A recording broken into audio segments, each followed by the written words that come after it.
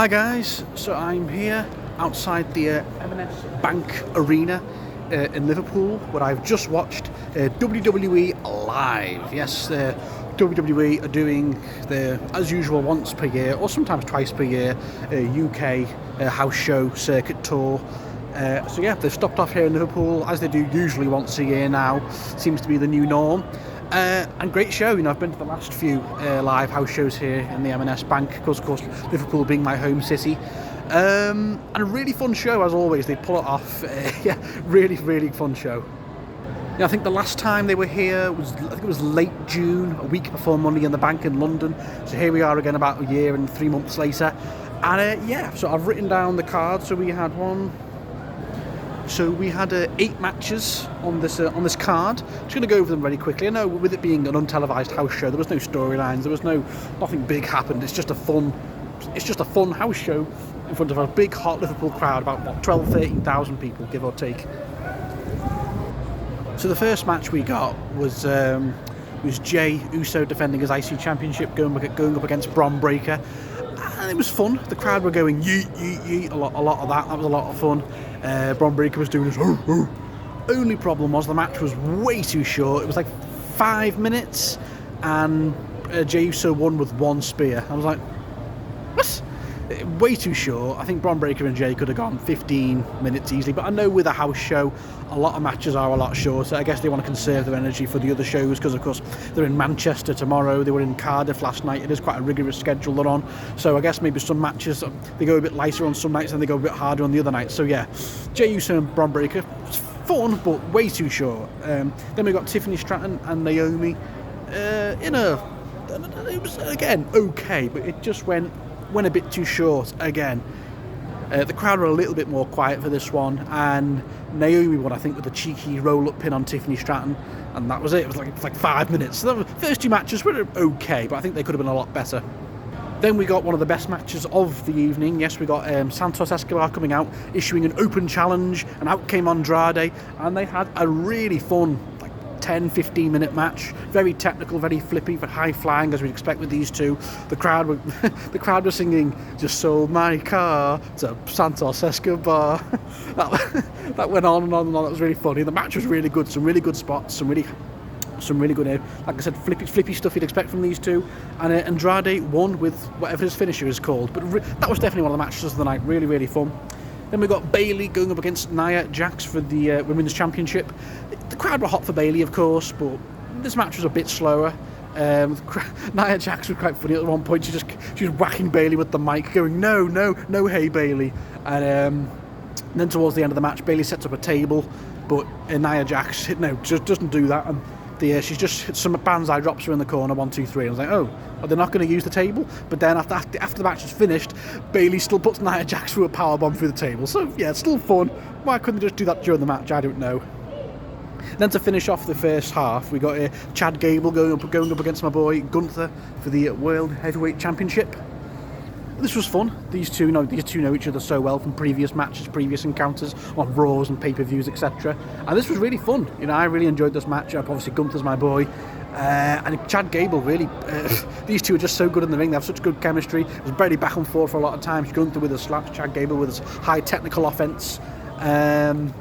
And then towards the end, Gunther just started to dominate. Hits big powerbomb. Boom! 1, 2, 3. Really fun match to cap off the first half of the show. Then we got an interval. Then when the second half started, which was 3 matches, we got the Bloodline. Yes, Jacob Fatu, Tama Tonga and Tanga Loa up against DIY and Randy Orton. I was like, oh shit, Randy fucking Orton. That was so cool seeing Randy Orton. I don't think I've seen him live for a few years. So he milked the fuck out of his entrance. He was doing that for like 10 minutes. I was like, can we just start this match now, Randy? I get you're a legend, but can we just start this effing match? And then it finally got started. And the match went like 6 minutes.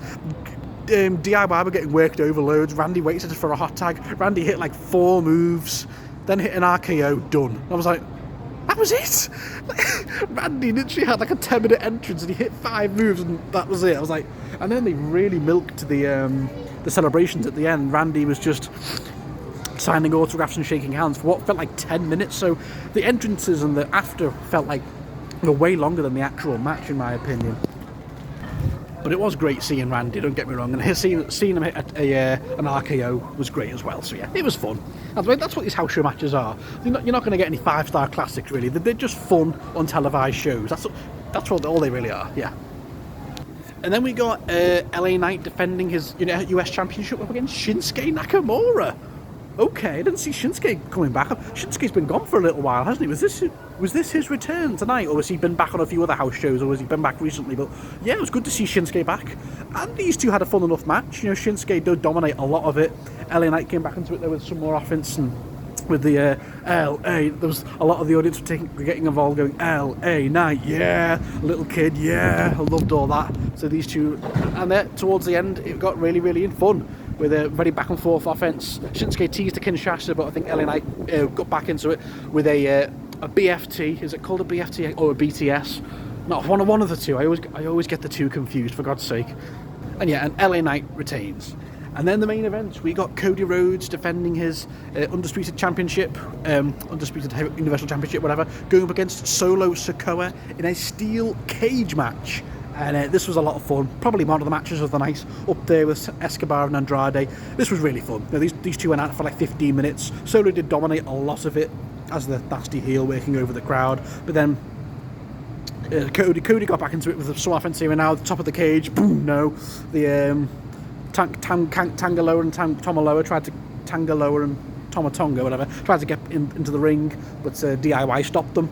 And then towards the end, Cody hits a massive Cody cutter off the cage, Crossroads 1, 2, 3, and retains. Great main event. And he cuts a promo like he did last year when he main evented last year in that street fight with Finn Balor. He I remember he just got up there saying, "Thank you, Liverpool, you're a great crowd as always." And he handed out a belt to one of the kids in the crowd and he went, "I'm heavyweight champion like I said it would be," and all that. So yeah, Cody is like, he's the poster boy, isn't he? He's the company boy.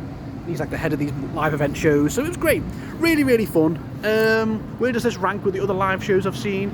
It was up there. Yeah, so I think some matches could have been a bit longer. Some matches could have been a little bit better, but the best matches for me were Escobar and Andrade was really good. Chad Gable and Gunther, very good. Shinsuke and LA Knight, solid. And of Cody and Solo with a great main event in a steel cage. So yeah, really solid house show here in Liverpool.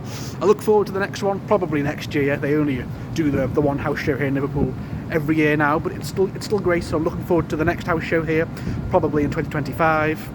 So yeah, guys, and we are rumoured to be getting a premium live event here, well not here, in Manchester maybe, for Elimination Chamber, so fingers crossed for that. So I'm going to start walking back to my car now. So yeah, guys, thank you all for watching. I hope you all enjoyed.